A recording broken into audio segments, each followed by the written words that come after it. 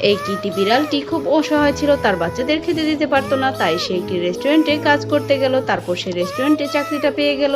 যখন সে রেস্টুরেন্টে কাজ থেকে আসবে তখন সে তার বাচ্চাদের জন্য চুপি চুপি কিছু খাবার নিয়ে আসলো। সে তো মহা খুশি, তাই সে দৌড়ে দৌড়ে বাচ্চাদের জন্য খাবার নিয়ে আসছিল। এই বাবা, তোমরা এগুলো খেয়ে নাও, আমি তোমাদের জন্য এগুলো এনেছি, দেখো দেখো কি সুস্বাদু খাবার, অনেক মজা। এই ঘটনাটি সেই বিড়ালটি আবার সেই সিসি ক্যামেরাতে দেখে ফেললো, তাই সে তাকে শাস্তি দেওয়ার জন্য একটি মুরগিতে সে বিষ মিশিয়ে রাখলো।